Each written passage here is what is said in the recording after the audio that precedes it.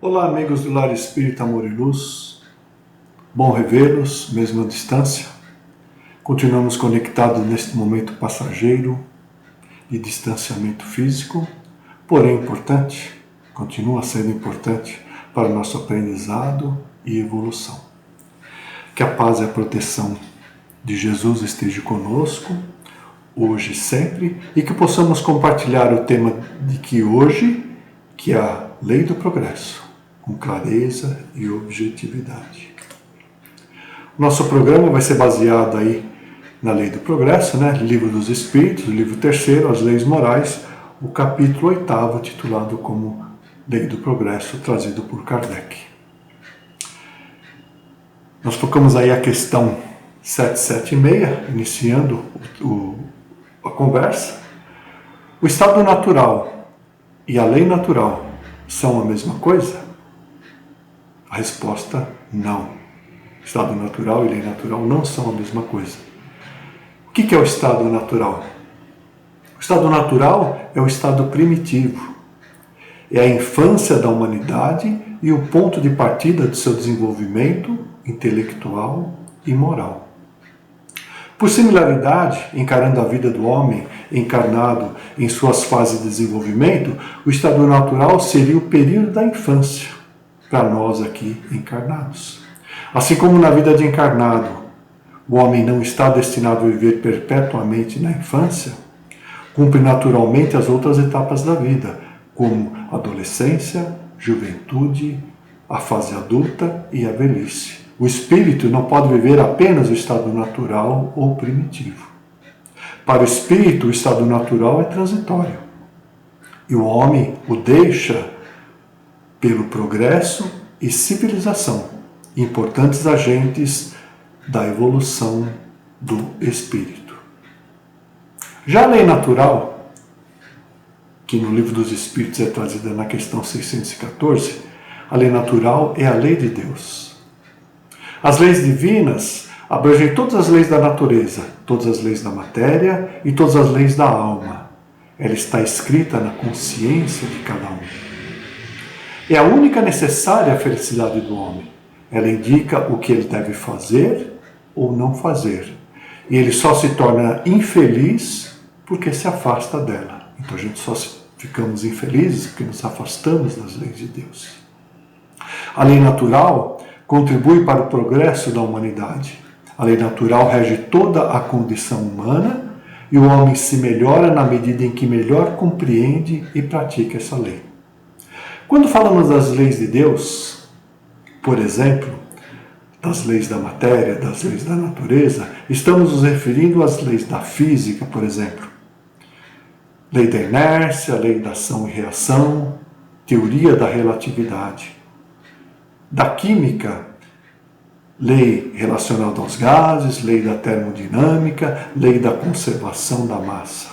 Enfim, uma série de leis e princípios descobertos, por exemplo, por Isaac Newton, Lavoisier, Albert Einstein, expoentes aí dos estudos da sociedade humana. São pessoas especiais que vieram ajudar o desenvolvimento. São espíritos evoluídos que vieram ajudar na evolução do planeta Terra. Vieram no seu momento trazer um avanço científico para mostrar outras coisas. Jesus nos trouxe de forma alegórica e por parábolas as leis morais. Essas foram entregues a nós de forma mais clara e são uma continuidade dos 10 mandamentos de Moisés. A doutrina espírita nos fala de forma clara das relações do mundo material com o espiritual. Tudo isso, as leis da matéria, as leis morais que Jesus trouxe, o aprofundamento que a doutrina espírita nos dá nas relações entre o corpo físico e o espírito, tudo isso para a gente compreendermos um pouco mais de Deus. Como é que o progresso se dá, né? Como é que é a marcha do progresso?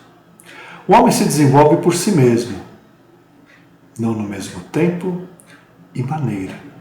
É então que os mais adiantados ajudam os outros a progredir pelo contato social.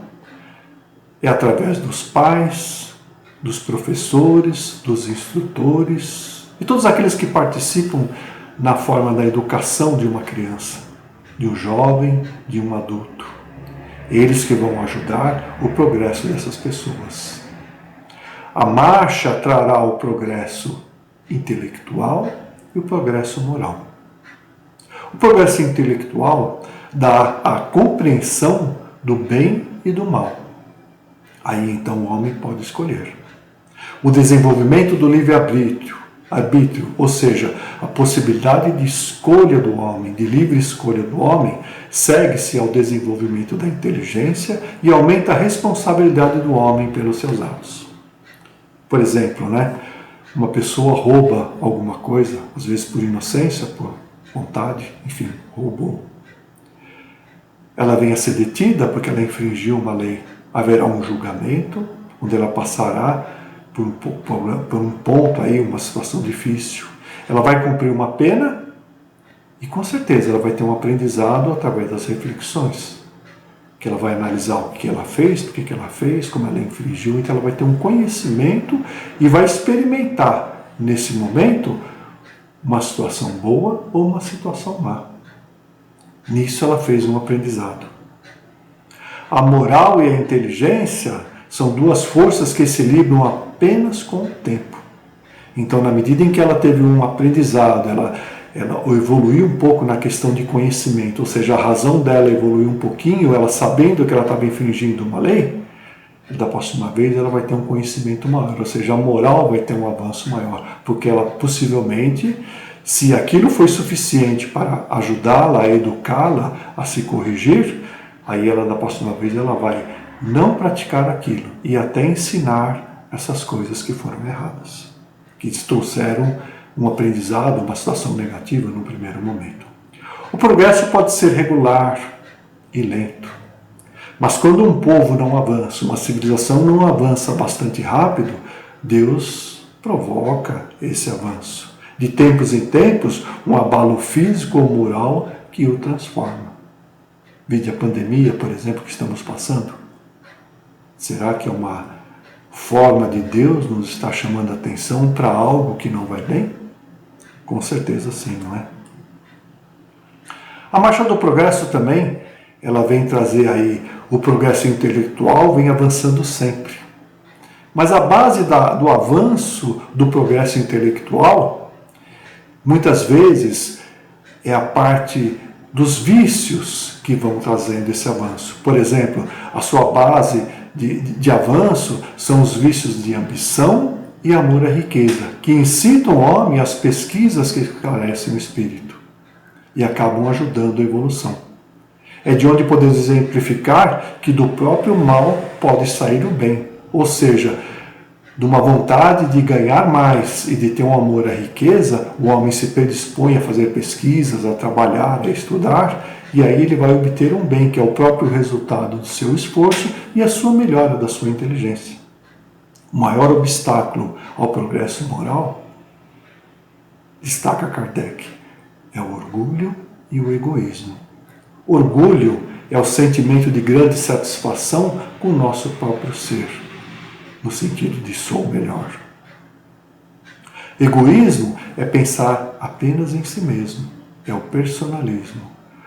Torna-se como referência a tudo. Sou referência em tudo, sou o melhor em tudo. Ambos, tanto o orgulho quanto o egoísmo, anulam a humildade e assim a prática da caridade, impede a evolução moral nesse sentido. Nós quando somos egoístas, nós não reconhecemos que somos imperfeitos. Vamos pegar um exemplo da pandemia, né? A corrida para a obtenção de uma vacina com o propósito de trazer a medicação, muitas vezes pode estar imbuída, né? Trazendo aí dois fundamentos. O primeiro, a pessoa, o cientista que está estudando, que está batalhando para conseguir esse conhecimento, pode estar preocupado em salvar vidas, simplesmente por isso, aí ele estaria praticando a caridade, seria moralmente considerado positivo, mas ele pode também estar buscando um reconhecimento na classe dos cientistas, afetando o orgulho e buscando aí a riqueza, porque como ninguém tem a cura, ele vai desenvolver algo que vai trazer a riqueza para ele. Ele está sendo egoísta nesse caso, né? O orgulho e o egoísmo fazem parte do nosso instinto de preservação. Então, orgulho e egoísmo não é uma coisa totalmente ruim, né? Por exemplo, a autoestima, cuidar de si, gostar de si, é bom e importante. O ruim é quando eu deprecio os outros, me julgando melhor. Então, na boa medida, ele é importante. Mas quando a gente ultrapassa a dose, ele acaba sendo prejudicial. Quando prejudicamos o terceiro, nós estamos agindo contrário à lei de Deus. O progresso também, a lei do progresso, ela trata do tema da civilização e fala um pouco sobre o processo de desenvolvimento, de progresso da civilização. A civilização, como a vemos hoje, é um progresso incompleto e não uma decadência da humanidade, pois o homem não passa subitamente da infância à maturidade. A civilização depurará um dia, fazendo desaparecer os males que tenha produzido, quando a moral estiver tão desenvolvida quanto a inteligência. Lembrando que o fruto não vem antes da flor. Então nós temos que ter certeza que só evoluiremos moralmente quando a nossa inteligência chegar no nível em que a gente possa compreender melhor as leis de Deus, compreender todas as coisas e relacionar com os seus prejuízos, com as suas dificuldades, e aí nós vamos aprendendo, né, como disse lá atrás, a questão de melhorar a nossa moral, de melhorar o nosso conhecimento, as nossas atitudes. A civilização não realiza todo o bem que pode produzir porque os homens ainda não se encontram em condições e nem dispostos em obter esse bem. Ele continua criando necessidades novas, excitando novas paixões. Na medida que o homem evolui a sua inteligência, na verdade ele está buscando o quê? Novas necessidades, a busca do supérfluo, excitando novas paixões, novos prazeres. A civilização somente estará completa após o desenvolvimento moral. Embora houveram grandes descobertas e invenções maravilhosas, embora estamos melhor instalados e melhor vestidos que os nossos selvagens, poderemos dizer que seremos civilizados quando banirmos da sociedade os vícios que a desonram e passarmos a sermos irmãos, praticando a caridade cristã. Um outro aspecto importante quando ele está falando de civilização, da sua evolução, é o progresso também da legislação humana, que acompanha toda a sociedade. A sociedade poderia ser regida apenas pelas leis naturais se os homens as compreendessem bem e quisessem praticá-las. Seria suficiente os 10 mandamentos que Jesus nos trouxe, que Moisés nos trouxe e que Jesus reforçou. Seria suficiente se a gente tivesse condições de evolução para praticá-los. Mas a sociedade tem suas exigências e precisa de leis particulares. No tempo da barbárie, são os mais fortes que fazem as leis, mas a seu favor do que para o bem da sociedade, visando o seu egoísmo, visando as suas necessidades. Os mais fortes acabam criando coisas em proveito deles. Há necessidade de modificar essas leis à medida que os homens vão melhor compreendendo a justiça. As leis humanas são mais estáveis à medida que se aproximam da verdadeira justiça, quer dizer, à medida que são feitas para todos e se identificam com a lei natural. Ou seja, conforme a legislação se aproximar mais das leis de Deus, menos alterações elas terão. Uma sociedade corrupta e violenta tem certamente necessidade de leis mais severas. Infelizmente, essas leis se destinam mais a punir o mal praticado do que cortar o mal pela raiz. Alertam os espíritos, Somente a educação pode reformar os homens, que assim não terão mais necessidade de leis tão rigorosas. A reforma das leis humanas acontecerá naturalmente, pela força das circunstâncias e pela influência de pessoas de bem que o conduzem à senda do progresso. Muitas leis já foram reformadas e muitas outras o serão. dizem os Espíritos, né? Dizem os Espíritos, espera e verás. Vamos fazer citar algumas leis aí que surgiram com o tempo, né? A abolição da escravatura no Brasil foi em 1888, há 132 anos. Até então, os escravos, as pessoas eram tratadas como mercadorias. A mulher passou a votar em 1933, há 87 anos atrás no Brasil. Antes disso não tinha direito a nada, só cuidar do filho, dos filhos e da casa. Racismo. A lei surgiu em 1989, há 31 anos, que ela começou a ser considerada a tratar aí o racismo. E as relações homoafetivas, o casamento homoafetivo, foi permitido legalmente a partir de 2013, ou seja, há 7 anos atrás. Então veja que há um caminho longo a ser feito, mas as coisas vão aos poucos, vão trazendo leis, a sociedade vai crescendo, vai reconhecendo, vai tendo força e vai melhorando, né? Você falava de racismo antes da lei da abolição da escravatura, ninguém se preocupava com nada, ok? Qual a influência do Espiritismo no progresso? É um item sobre a lei do progresso que Kardec e os Espíritos nos trazem. O Espiritismo se tornará uma crença comum e marcará uma nova era na história da humanidade, porque pertence à natureza e chegou o tempo em que deve tomar lugar entre os conhecimentos humanos. O Espiritismo contribui para o progresso destruindo o materialismo, que é uma das chagas da sociedade.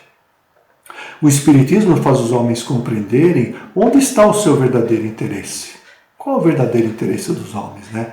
A vida futura, ou seja, de encarnações futuras, não estando mais coberta pela dúvida, o homem compreenderá melhor que pode assegurar o seu futuro através do presente.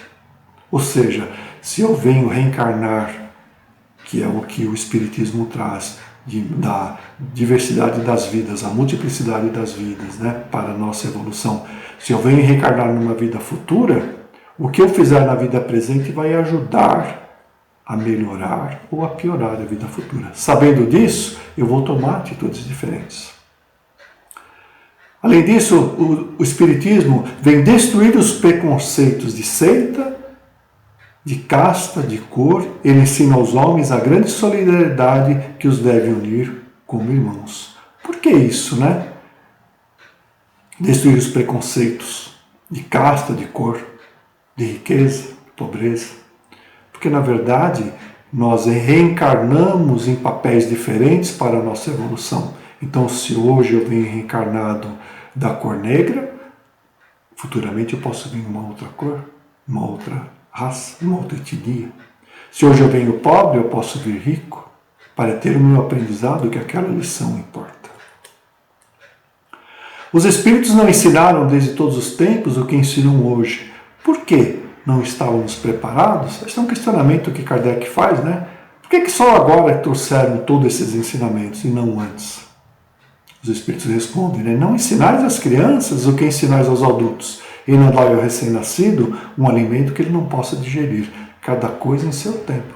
Então, cada momento da idade da civilização, da humanidade, vem um ensinamento novo. Por quê? Porque é o momento de aprendermos algo novo, porque estamos mais preparados a entender aquilo. Porque os Espíritos não apressam o progresso da humanidade através de manifestações tão gerais e patentes que pudessem levar a convicção aos mais incrédulos. Por que não nos materializamos? Os Espíritos se materializam na nossa frente, promovem curas, passam informações importantes para todos, né, que fique nitidamente a clareza da existência da espiritualidade. Olha o que os Espíritos respondem. Desejaríeis milagres? Mas Deus os semeia mãos cheias nos vossos passos e tendes ainda homens que os negam? O Cristo, Ele próprio, convenceu os seus contemporâneos com os prodígios que realizou? Embora o Cristo fez tudo o que fez, eles não acreditaram. Não vedes ainda hoje os homens negarem os fatos mais patentes que se passam aos seus olhos? Não tendes os que não acreditam, mesmo quando veem? Não, não é por meio de prodígios que Deus conduzirá os homens. Na sua bondade, Deus quer deixar-lhes o mérito de se convencerem através da razão, através da inteligência. Aí cabe uma reflexão, né? Como é que você chegou na doutrina espírita? Nasceu numa família e, portanto, teve todo o embasamento? Você chegou na doutrina pela curiosidade ou foi pela dor? Pelos problemas, né? Na verdade, cada um tem o seu momento, o seu despertar.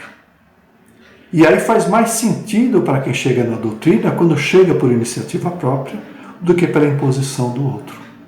Faz mais sentido porque ele vai se preocupar, vai entender, procurar entender melhor as coisas. Né?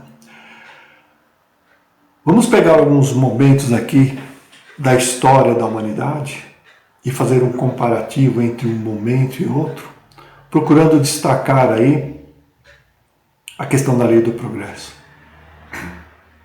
O planeta Terra foi criado há 4,5 bilhões de anos, como mais uma morada na casa do Pai, como Jesus falava, né? Na casa do meu Pai há muitas moradas. Foi detectado aí pelas pesquisas, né? Pela ciência, que há 2 milhões e 500 mil anos atrás começou a surgir os primeiros homens, né? A evolução do gênero humano. Foram criadas as primeiras ferramentas. Surge aí, há 200 mil anos, o Homo sapiens, que isso vem a ser o nosso ancestral. E há 12 mil anos atrás, foi registrado aí a primeira revolução agrícola, onde houve a domesticação de plantas e animais e os assentamentos permanentes, onde fixavam a residência e começaram a aprender e a viver mais em grupos. Então, do comparativo entre anteriormente a 12 mil anos da evolução, com as características das pessoas que habitavam lá, que vem a ser o estado natural, ele vem se estruturando para viver em embriões de coletividade, aprendendo a produzir e não só coletar e caçar, teve um maior aprendizado com a criação de ferramentas e desenvolvimento da inteligência. Mas, embora estivéssemos no estado natural, ou primitivo, 12 mil anos atrás, o Homo sapiens, ele basicamente, no seu processo de evolução e no seu processo de ampliação, habitando o planeta, ele já foi criando um novo padrão de vida, já foi trazendo uma novidade aí para os outros e criando um mundo um pouco mais diferente dentro do próprio mundo primitivo. Não é? Há cerca de 2.500 anos a 1.400 anos atrás, nós tivemos aí a chegada de novos aprendizados trazidos por Buda, por Jesus, por Maomé. Né?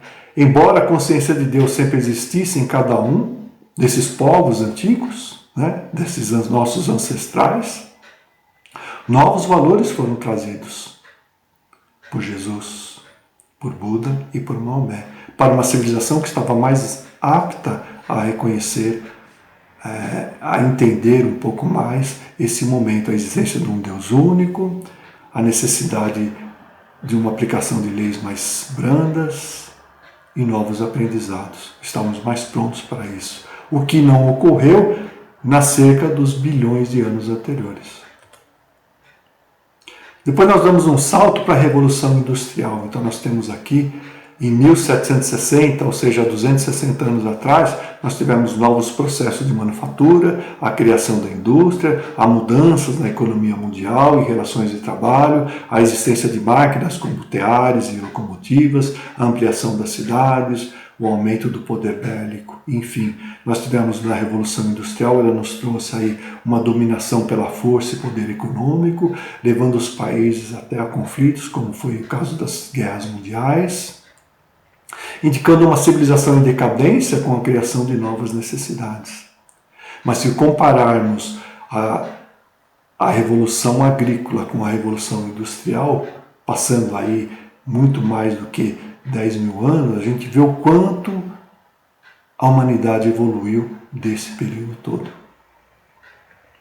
Depois nós temos aqui em 1950, 70 anos atrás, a revolução digital, o uso de computadores, o início da era da informação, a agilização da comunicação com o telefone celular, a internet, o comércio eletrônico, acesso à medicina, a educação por todos através da internet. Houve uma grande evolução tecnológica e acesso à informação pela grande maioria da população. Houve a busca do supérfluo e o distanciamento das classes. Houve com certeza um avanço da inteligência humana na busca desse conhecimento e na implementação dessas melhorias, né? Agilizando processos, dando mais confiabilidade em tudo que eles estavam automatizando. Mas mesmo assim, moralmente, o homem não evoluiu. Um aspecto interessante, comparando as profissões e especialidades do conhecimento, comparadas na época dos nossos ancestrais, do Homo sapiens, e os nossos contemporâneos. Ou seja, comparando 13 mil anos atrás com hoje. No nosso ancestral, Homo sapiens, ele era basicamente caçador e coletor, e cada um dominava todo o conhecimento para sobreviver. E que conhecimento era esse? O abrigo, a necessidade, o tratamento do fogo, né? O domínio do fogo para fazer alimentação, para se aquecer, a questão do desenvolvimento de armas e a sua alimentação.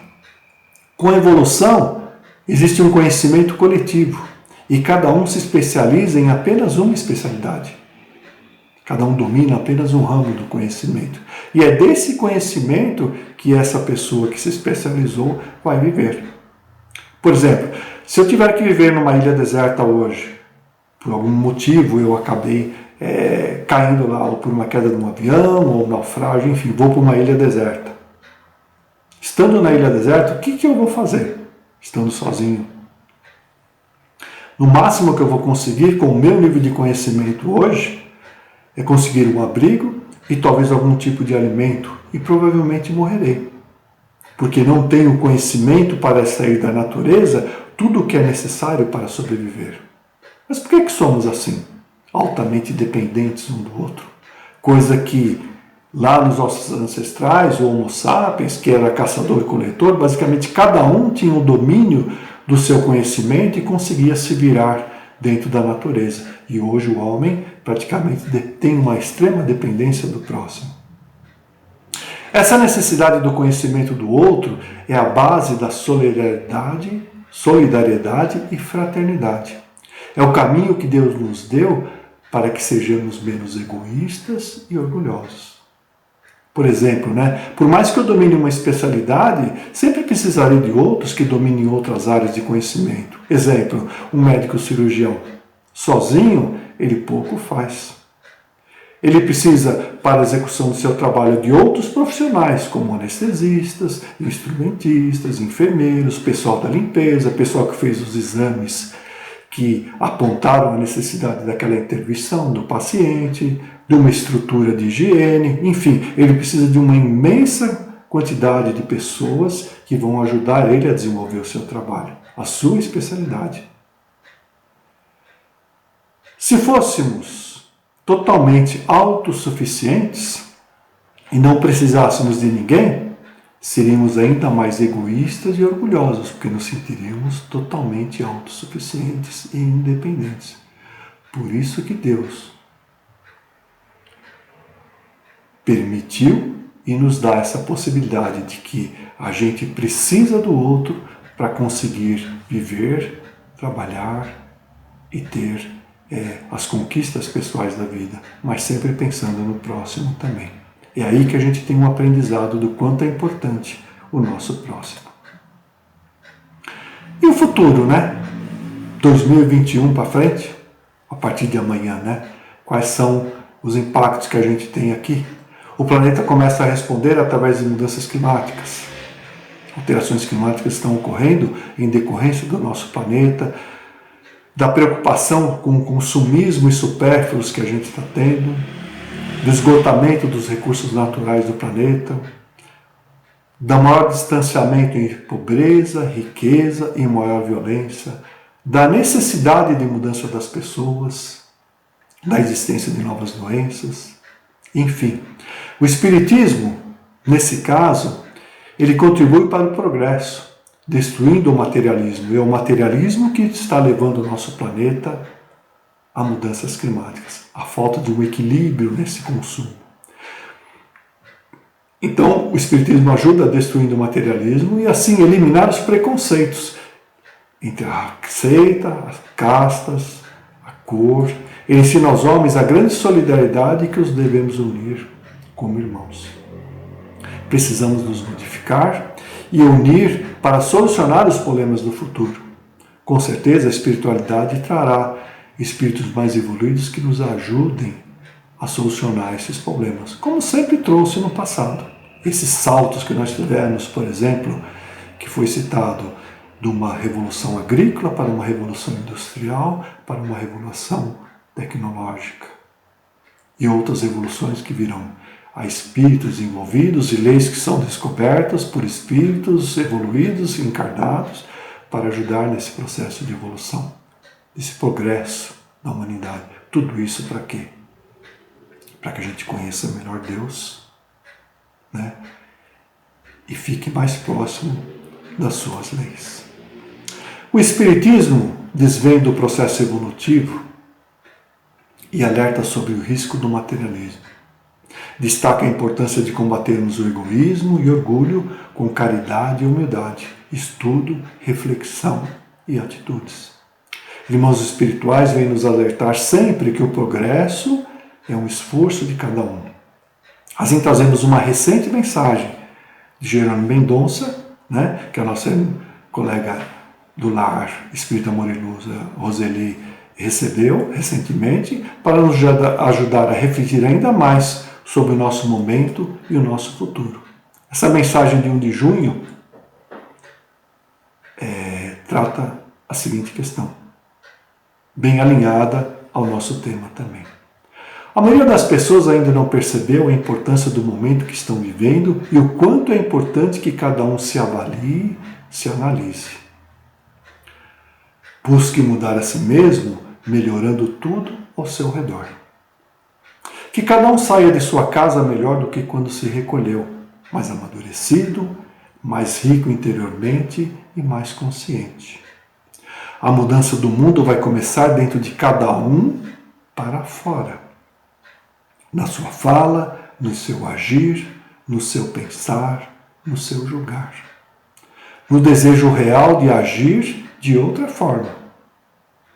Que renasçam seres mais compreensivos, calmos, pacientes e amorosos. Seres que compreendam que há dor em todo lugar e todos somos iguais.